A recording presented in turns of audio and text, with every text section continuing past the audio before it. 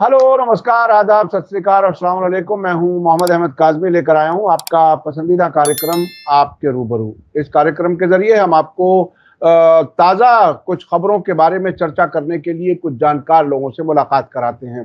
लगातार इजराइल फिलिस्तीन जंग की कवरेज हम आप तक पहुंचा रहे हैं और जानकार लोगों से मुलाकातें भी करा रहे हैं ताकि गहराई से मालूमात हो। जो कुछ CNN BBC कहता है वो सब सच नहीं होता, ये कई बार साबित हो चुका है। मैं उसे इंटरनेशनल भोपू मीडिया कहिए या इंटरनेशनल गोदी मीडिया, वो उस तरह से अपनी अपनी सरकारों के प्रोजेक्ट पर काम करने वाले हैं। हमारी पूरी कोशिश रहती है कि इंडिपेंडेंट और ऑल्टरनेट जो मीडिया जो कुछ कह रहा है उस इलाके से वो खबरें आप तक पहुंचाई जाएं ताकि आप उन पर भरोसा कर सकें। आज हमारे खास मेहमान हैं जॉन दयाल साहब, सीनियर जर्नलिस्ट। एक लंबे अरसे से उन्होंने ग्राउंड जीरो पर कई जंगें कवर की हैं, जिसमें मिडिल ईस्ट है, नॉर्थ अफ्रीका है, साउथ एशिया, यूरोप, और उसके अलावा एक तरह से फॉरेन करस्पॉन्डेंट के तौर पर, जो विदेशी पत्रकार होते हैं उसके तौर पर भी उन्होंने कई जगहों पर काम किया है। खुद इजराइल फिलिस्तीन जा चुके हैं कई बार, उनका तजर्बा वहाँ का भी है। वो वहाँ के लोगों के मिजाज, सरकार के मिजाज और तरीक़ेकार को भी अच्छी तरह से जानते हैं। आज हम जॉन दयाल साहब से दो तीन इश्यूज पर बात करेंगे।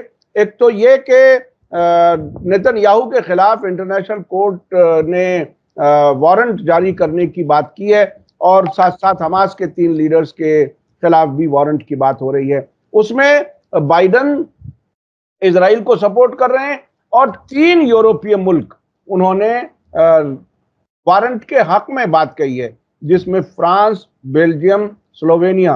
ये बहुत बड़ी बात है। कल 3 यूरोपियन मुल्कों ने फिलिस्तीन एज ए स्टेट, एक इंडिपेंडेंट मुल्क के तौर पर भी तस्लीम करने की बात की है, जो बहुत जल्दी वो ऐलान करने वाले हैं। तो ये क्या कुछ है। उधर इजरायली कैबिनेट ने अप्रूव कर दिया है दोबारा हमास के साथ बातचीत शुरू करने के लिए, और उन्होंने एक वीडियो जारी की है जिसमें विमेन सोल्जर्स को 7 अक्टूबर को किस तरह से एब्डक्ट किया गया था, अगवा बनाया गया था, उसके सिलसिले में एक वीडियो आई है। क्या कुछ है इसका मकसद, क्या अब जंग आगे कैसे चलेगी, क्या होगा, इस पर हम बात करेंगे। जॉन दयाल साहब, वेलकम है आपका। मीडिया स्टार वर्ल्ड को आप वक्त दे देते हैं, उसके लिए बहुत बहुत शुक्रिया। आप बताइए कि ये आपने इंटरनेशनल रिपोर्टिंग की है, हेग में जो इंटरनेशनल क्रिमिनल कोर्ट है उसके बहुत सी चीजें आपके जहन में होंगी। अब से पहले हमने पुतिन के खिलाफ वारंट की बात हमने सुनी थी रिसेंट पास्ट में। अब ये अरेस्ट वारंट की बात क्या बहुत ही कोई सीरियस बात है? क्या कोई रियल खतरा है नेतन्याहू को? उनकी बॉडी लैंग्वेज ये बता रही है कि वो काफी परेशान हैं। आप कैसे देख रहे हैं? नेतन्याहू को पॉलिटिकल खतरा है, इंटरनेशनल पराया बनने का खतरा है, अछूत बनने का खतरा है। हालांकि उनकी जान को या उनकी आज़ादी को इस वक्त खतरा नहीं है। इंटरनेशनल वारंट से कोई कहेगा नहीं कि कोई यूएन की फोर्स आके या कोई और फोर्स आके उनको पकड़ के ले जाएगी हेग में सजा काटने के लिए। तो वो तो खैर बात की बात है, मगर इंटरनेशनल कोर्ट का वारंट जारी करने की बात ही बहुत बड़ी तोहमत है और इस बात को समझना पड़ेगा। इंटरनेशनल रिलेशंस में देशों के बीच में ताल्लुकात जो होते हैं, देशों के नेताओं के ताल्लुकात जो होते हैं, उनकी औकात क्या होती है कह सकते हैं आप, वो इंटरनेशनल एक है। आज दुनिया के कई देश एक दूसरे को वॉर क्रिमिनल कहते हैं। हम भी कई बार ही नेतन्याहू को वॉर क्रिमिनल कहते हैं, वो हमास को वॉर क्रिमिनल कहते हैं, नॉर्थ कोरिया को वॉर क्रिमिनल कहा जाता है। मगर लोग उनसे ताल्लुकात रखते हैं, उनसे रोजगार करते हैं, उनसे तस्करी भी करते हैं, उनसे व्यापार भी करते हैं, उनको हथियार भी बेचते हैं, उनके यहाँ टूरिस्ट भी जाते हैं। तो इंटरनेशनल, मगर हिकारत से देखा जाता है, डर से देखा जाता है, तोहमत दी जाती है। तो ये तो मेरा ख्याल है वारंट जारी होने के बाद नेतन्याहू के ऊपर एक और तहमत है। उनके ऊपर इतनी तहमतें लग चुकी हैं कि एक और लगने से उनको तो कोई पॉलिटिकल फर्क अपने देश में दिखता नहीं है। पहली तहमत तो हम सभी उनको दे रहे हैं कि उन्होंने जो 7,000 बच्चे और सिविलियंस के ऊपर जिस तरीके से खूंखार हमला रखा है, जबकि रिटेलिएशन की कमताई होती जा रही थी, मगर अपना हमला उन्होंने जारी रखा। उससे वॉर क्रिमिनल तो बन ही गए हैं वो, इसमें तो कोई शक नहीं है। इतने बच्चे जो नॉन कम्बैटेंट्स हैं, उनकी मौत 37,000 लोगों की छोटा मोटा नहीं है। जैसे करते हैं पर कैपिटा देश की पॉपुलेशन के हिसाब से वहां पे कितनी मौतें हुई हैं वॉर में, ये वर्ल्ड वॉर 2 का रिकॉर्ड है। ये एक तरीके से इस छोटे मोटे देश की तकरीबन अब आधी पॉपुलेशन गायब करते हैं या 1/3 गायब करते हैं, ये डिसिमेशन करते हैं, ये बहुत बड़ी बात हो जाती है।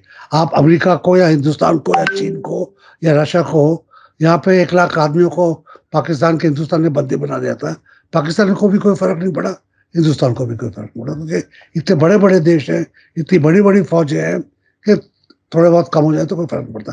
मगर जब छोटा देश है पैलेस्टीन, ऑलरेडी त्रासदी से 75 साल से है, उसके एक टुकड़े को आप सफाया करने की कोशिश करें, बहुत बड़ी एक तरीके से वॉर क्रिमिनलिटी आ जाती है। इजराइल हर फ्रंट पर नाकाम होता जा रहा है।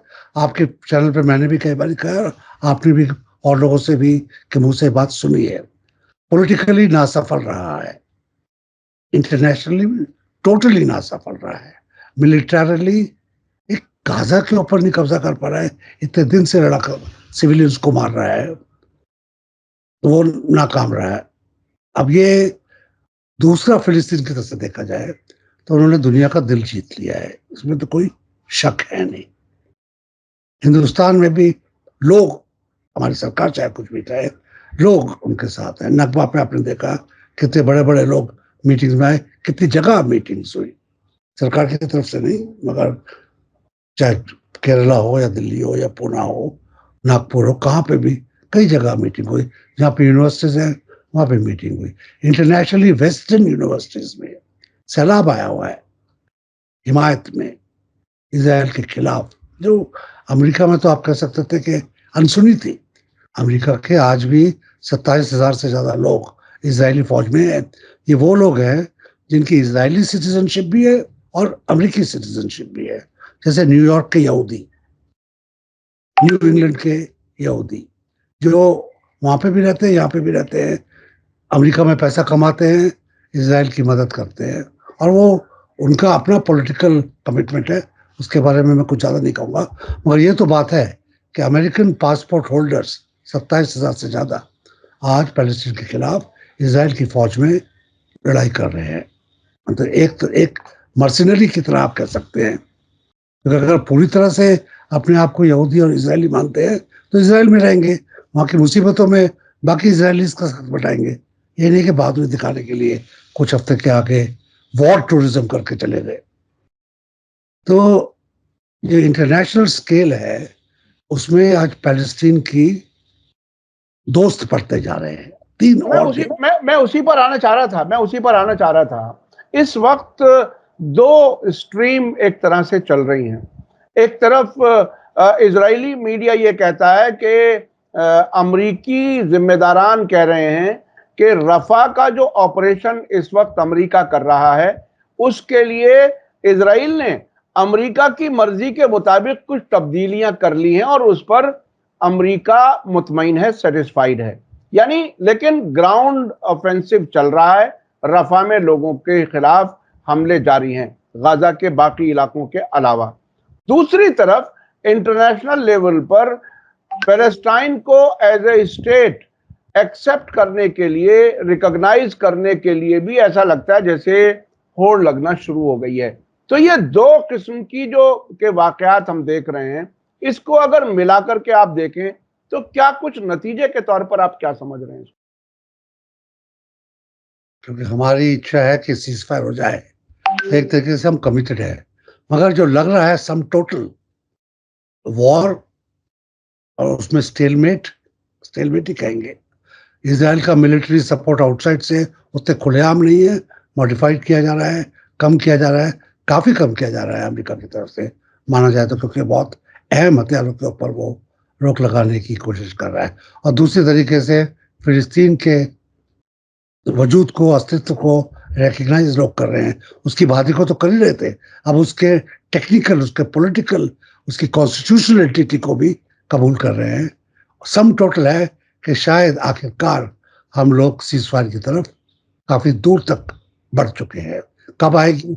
कल, एक हफ्ते में आएगी, 15 दिन में आएगी, एक महीने बाद आएगी, उसको तो अब प्रेडिक्शन करना रमजान के बाद अब कोई मायने नहीं रखता, मगर लगता है कि अब आसार दिख रहे हैं। अच्छा, एक चीज और जो इसके बाद सामने आई है, इजराइल के डिफेंस मिनिस्टर ने भी और प्राइम मिनिस्टर ने भी, दोनों ने यह कहा है कि पैलेस्टाइन स्टेट को रिकॉग्नाइज करना, हमास के आतंकवाद को सपोर्ट करना है, उसको सही साबित करना है। उसको आप कैसे देख रहे हैं? उसे क्या, उसका क्या मानी है? देखिए, हमास किसी जमाने में शायद आतंकवादी हो, शायद हवाई जहाज कैप्चर करने की कोशिश करता हो, शायद। अगर उतना पास्ट में जाएंगे तो यहूदी सरकार, ज़ायनिज्म भी आतंकवादी है। इसको हमको भूलना नहीं चाहिए। आज से 80 साल पहले आतंक फैला रहा था, अंग्रेजों के खिलाफ आतंक फैला रहा था, पैलेस्टीनियंस के खिलाफ आतंक फैला रहा था, उन लोगों के खिलाफ आतंक फैला रहा था जो उसकी आइडियोलॉजी से माफी नहीं मांगते थे। इसराइल के ओरिजिनल जो नेतागण है, गोल्डा मायर तक, सब आतंकवादी थे कि नहीं थे? तो अगर इसराइल आज हमास को आतंकवादी नहीं कहता है तो उसको फिर गाजा के ऊपर अटैक उसका टोटली नासाबित हो जाता है ना। तो उसको तो अपनी चाल का जो जो उसकी लीगैलिटी है, उसने जो हमला किया है, और जिस छतरी के अंदर हमला किया है, जिस परछाई के अंदर या जिस लेबल के अंदर हमला किया है कि हमास आतंकवादी है और इसराइल पे आतंकवादी हमले कर रहा है, वो कॉज ही खत्म हो जाएगा, वो कारण ही खत्म हो जाएगा। तो वो फिर क्या बोलेगा वो?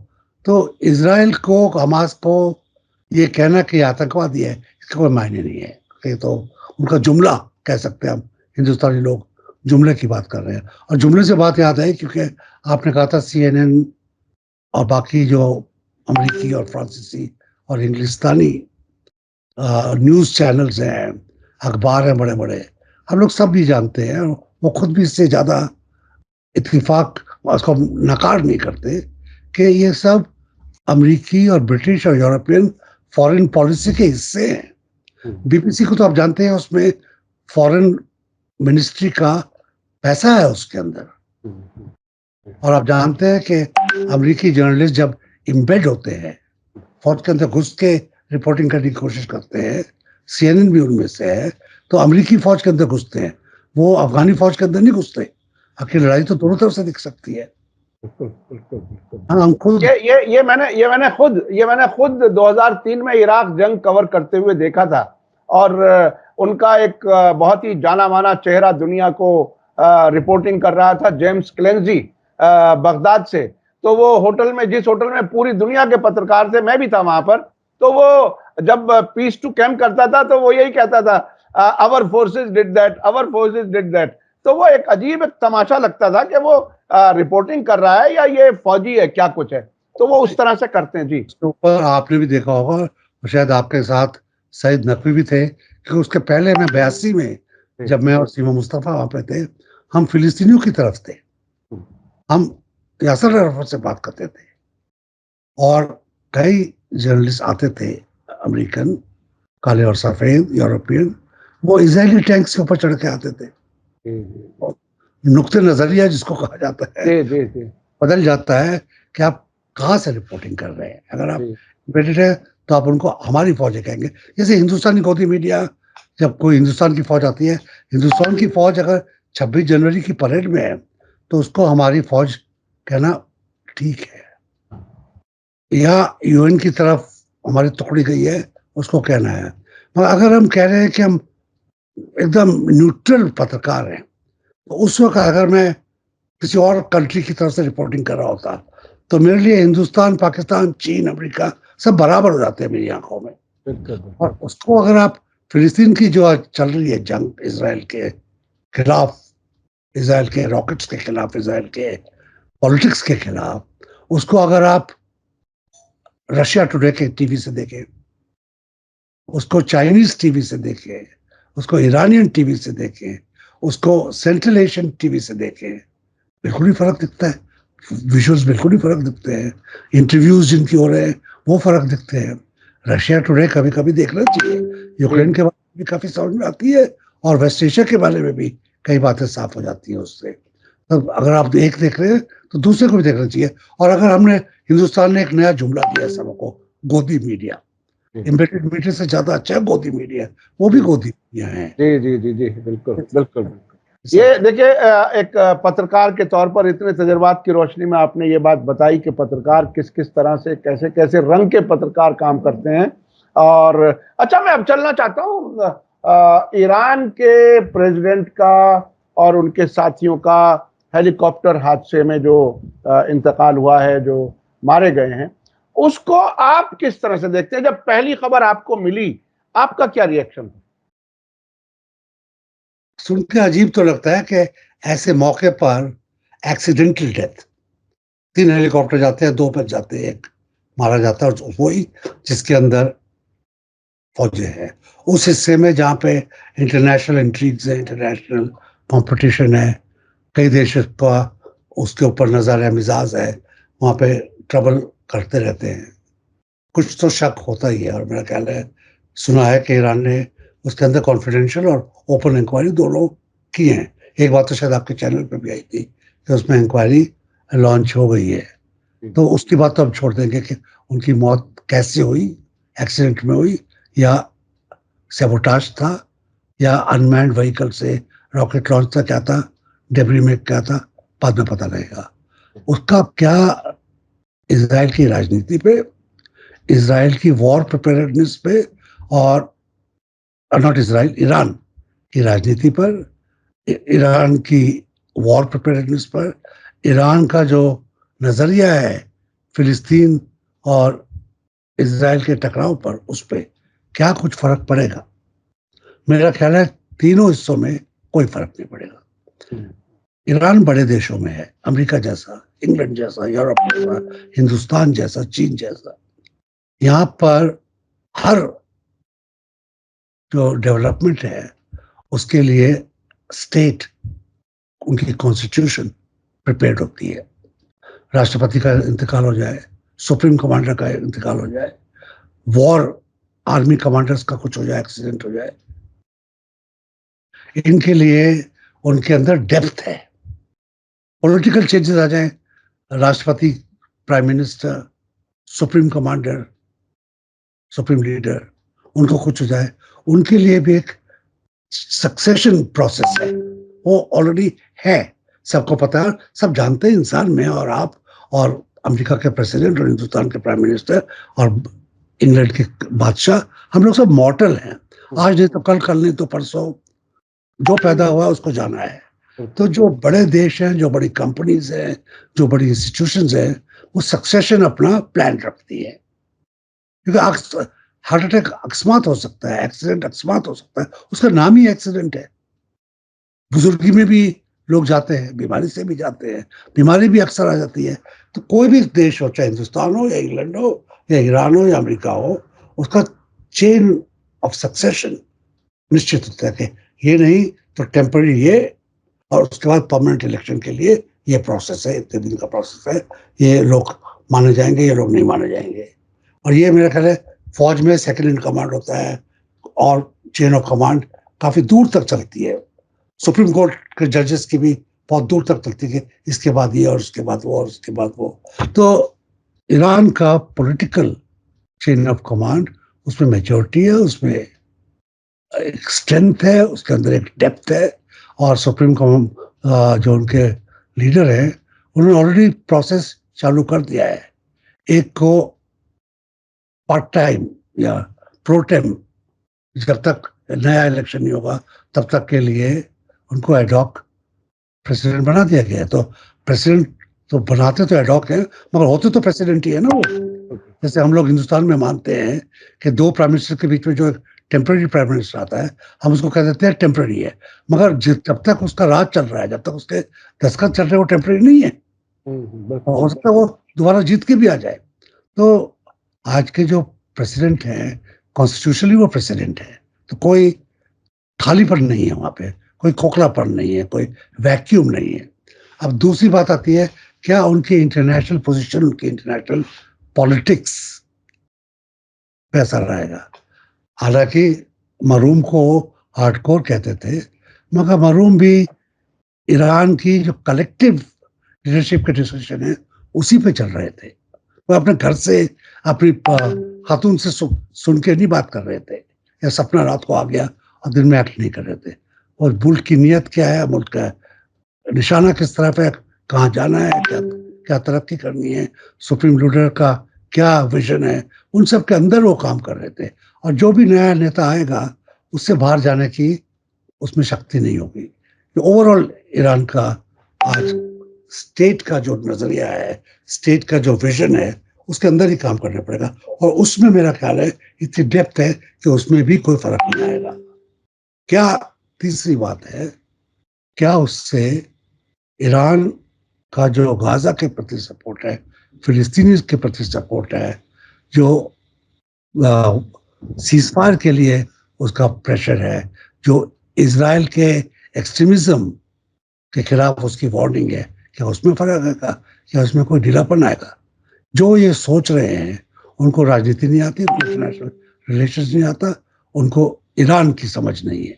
मेरा ख्याल है ना तो इससे ईरान ज्यादा भड़केगा और ना ही उसके जो कंट्रीब्यूशन है मिडिल ईस्ट में शांति के लिए, इजराइल की ज्यादा दमदारी को रोकने के लिए, हमास के सपोर्ट में, हमास के लोगों के सपोर्ट में वो बरकरार रहेगी।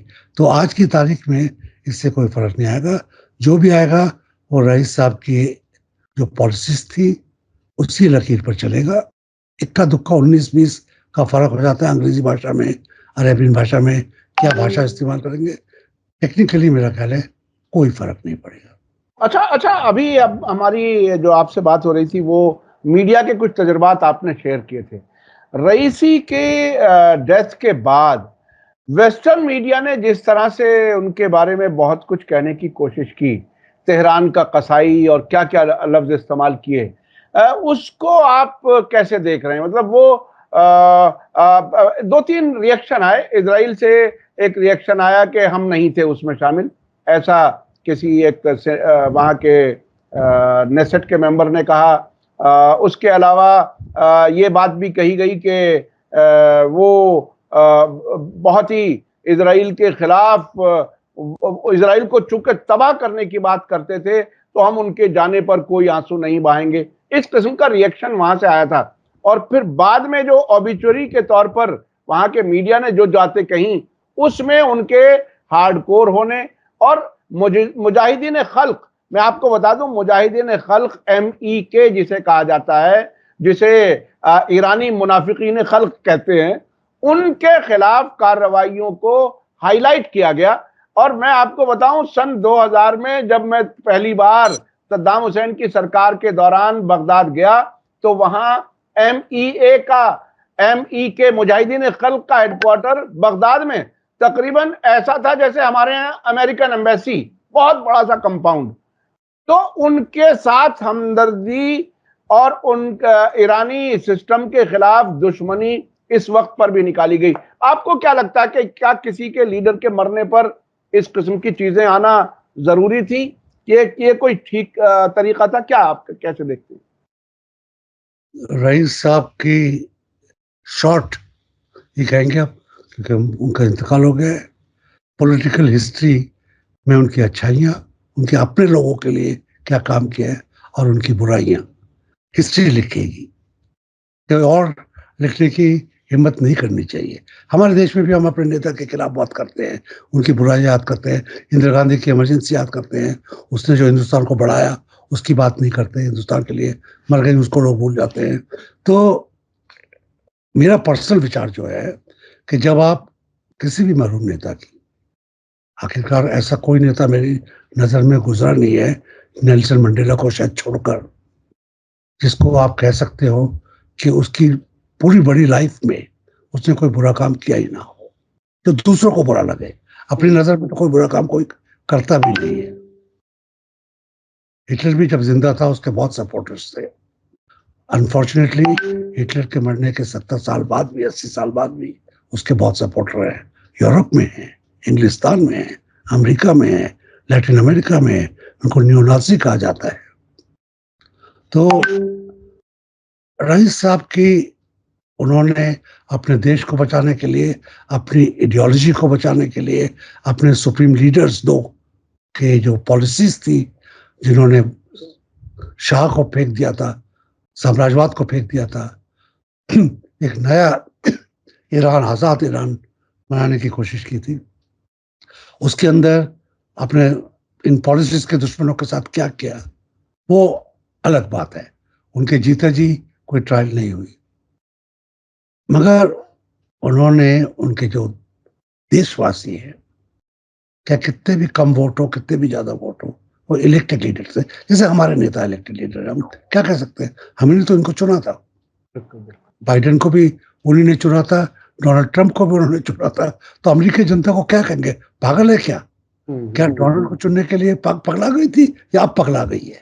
तो ये किस मौके पर क्यों आदमी आता है, कैसे नेता बनता है, हिटलर कब बन जाता है, मुसोलिनी कब बन जाता है, पुतिन कब बन जाता है, माओ सेतुंग कब बन जाता है, और ट्रंप कब बन जाता है, कहना मुश्किल है। मेरा ख्याल है हिस्ट्री को अपना लेख लिखने की छूट होनी चाहिए। हम और आप अपना नजरिया बता सकते हैं। जो भी हम लिखते हैं, जो भी हम बोलते हैं, उससे हमारे दिमाग में, हमारे दिल में क्या चल रहा है उसको बखान करते हैं। वियतनाम से 4 किस्म की खबरें आती थी और तकरीबन 15 साल आई। एक खबर आती थी वियतकॉन्ग जानवर है, उनको मारना चाहिए कीड़े मकोड़ों की तरह, जैसे हिंदुस्तान में कहीं खुद दिमाग कहा जाता है। एक आती थी कि मिलिट्री लड़ाई है, क्योंकि अगर हम वियतनाम को खत्म नहीं करेंगे तो चीन आगे बढ़ जाएगा, उससे अमेरिका को खत्म हो जाता है। तीसरी आती थी हमारे जवान कितने बहादुर हैं, यहाँ मार रहे हैं, वहां मार रहे हैं, वहां गोली मार रहे हैं, हवाई जहाज से जा रहे हैं, नीचे से जा रहे हैं, बड़ी बड़ी फिल्में बनती थी।